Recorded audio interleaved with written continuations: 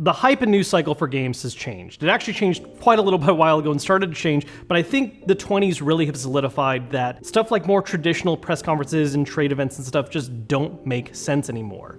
And I think some companies figured this out a little sooner than others. Nintendo really, I think, struck gold doing the Nintendo Direct format as early as they did. PlayStation started doing something similar with their State of Plays.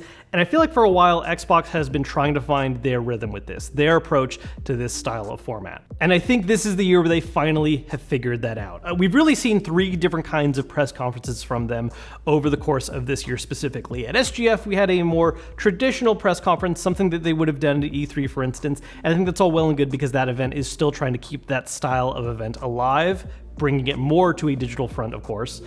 But then at the start of the year, we had their Developer Direct, which offered a great in-depth look of their own first-party studios, and was this nice edited way of putting together, context for games while also showing off lots of gameplay and keeping it tight and focused. And today we got the first of a new format they're trying out, which is called their Partner Preview. And this, paired up with the Developer Direct that they did at the start of the year, I think they finally found their right format and flow. I do want to talk a little bit about what was at the Partner Preview today, because I think there was some really cool announcements, some stuff that I'm personally really excited about. But the bigger thing I think that's interesting about it to me is Xbox, I think, is really beginning to find their rhythm, at least as far as how they're dropping news and stuff about their games. The Developer Direct was a great example of something to do with their own first-party studios. It was an excellent blend of, we're going to give you a behind-the-scenes look of what's happening at our studios and what they're working on, what their thoughts with things are, but also kept that information and flow moving in a more edited, fast-paced approach. And this Partner Preview is basically just a pure distillation of, we're going to show you a lot of stuff to get hype about. There's no announcement. There wasn't even any kind of opening introduction. The most they really had format-wise, aside from dropping back-to-back trailers, was just little quick check-ins that were saying, hey, here's everything we've announced so far, here's the stuff that was actual brand new reveals, or just quick little summaries of what these reveals were showing off, and maybe some little bit of extra context in the form of like, hey, if that game looked interesting to you, maybe pay attention to this next Xbox Wire, or take a look over here to get some more information about it. Which personally, I'm all for. I like the quick and focused approach of, we're here to see news and footage of games, not necessarily needing to have, hype up speeches or some kind of long drawn out stuff. I'm always for having context, which is something I think the Developer Direct did really well, but especially in this case of something that is a third party focus and they're really just kind of showcasing things from their partners, this was a really great approach. Now, what we saw at the showcase today was a total of 11 games. Some of these were brand new game reveals. Of those, some of this is a little bit in the air because they're fresh announcements, and maybe even as I'm shooting this video, we're going to get more context for some of them. It looks like out of that group of 11, more or less 3 of them are Xbox exclusives, at least as far as consoles go. Dungeons of Hinterberg is one that we already knew about previously, that we got some extended look at the gameplay of, not only showing some more of the combat, but also introducing a lot of social aspects to the game where you're able to improve your abilities by strengthening the relationships with people in town. We saw an updated trailer for a strategy game called Manor Lords, which was previously known about, and as far as I know, was only talked up as a PC exclusive in the past, so this was basically the reveal of it's coming to Xbox as well. And then one where I don't think it's been hard solidified as an exclusive just yet, but I also haven't seen any news of it coming to other platforms either, is Icaro Will Not Die, which was also one of the more interesting reveals to me personally. I digged the fast-paced mobility-focused action that they were showing off for it. Some additional context we got outside of the trailers that it is going to be a roguelite-style game. It's not the type of title that's immediately becoming my most anticipated game, but it's something I definitely want to keep my eye out for. Now, as far as the kind of tentpole announcements from today's Partner Preview, there were really 3 big things that I think stood out to me, and it was their opener, their closer, and then a nice little surprise in the middle.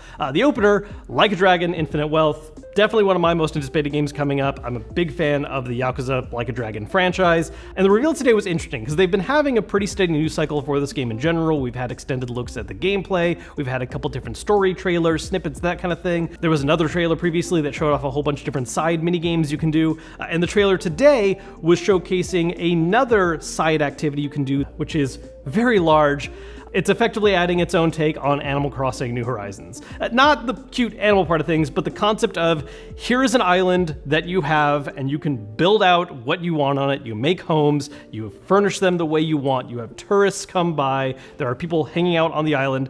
It's just a whole simulation building minigame in the middle of Like a Dragon, which is extremely on brand for the franchise. There's always like one minigame that is just far more in depth than it has any right or need to be, and yet it still ends up being a ton of fun and is a large draw of the game. I know I spent plenty of time running businesses in Yakuza Like a Dragon, so this was a really big pleasant surprise, especially considering how much they've already shown for Infinite Wealth. The fact that this is just one other whole system plopped in the middle of it, this game just looks like it's going to be absolutely huge. Now, the big trailer at the end is something that's coming out very quickly. I mean, we're literally only a few days away from release. Alan Wake 2. Basically, in two parts, there was a new trailer that kind of just showed us another hype reel of different moments from the game, and then a slightly more focused hands-on game demonstration part where we just saw a specific snippet of the game being played, which featured an incredible monster design, by the way. A thing that is just mirrored both top and bottom and can come together to look almost invisible and then comes out in both directions.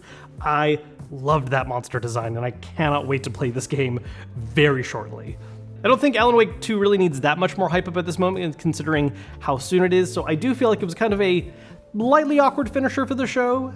But there's no denying it's a big game, and I was really happy to see more of it. The surprise in the middle of the show was Metal Gear Solid 3 Remake. We already knew this was the thing that was happening. There was a PlayStation showcase that announced that it was in development, and here at this Xbox partner preview, we got to get a look at in-engine footage of the game. Not necessarily just straight up actual gameplay that's like what you're going to first-hand experience, but a lot of shots of showing the environments, close-up of animals, and a little bit of what does look like actual gameplay, or at least what gameplay is going to look and feel like. And I must say, it is gorgeous. The entire concept of this remake is a little bit of a weird thing for me because I do love the Metal Gear Solid franchise, and it is one that, you know, having new releases, even remakes like this without Kojima involved, feels a little weird to me. And there are some awkward things about how this project has been pitched. For instance, when they first revealed the game, there was the whole talk about how, you know, they had the original voice cast and they meant they were actually literally reusing the voices from the original game. It wasn't like fresh new audio from the same voice actors. But Metal Gear Solid 3 is amongst my favorite of the franchise. For a while, it was my favorite until I kind of just pivoted later on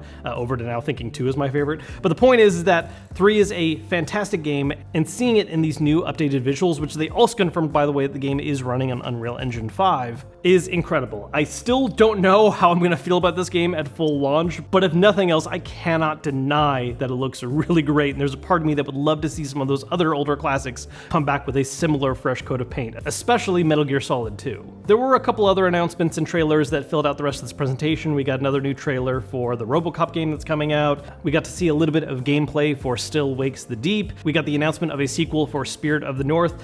I think overall, for being a 30-minute presentation, Xbox did a really good job here of just showcasing a variety of titles covering a bunch of different genres from different level of developers as well. I know people kind of always want to have that hype cycle of, no, just give me the big name studios back to back to back. I want to see all the biggest stuff upcoming.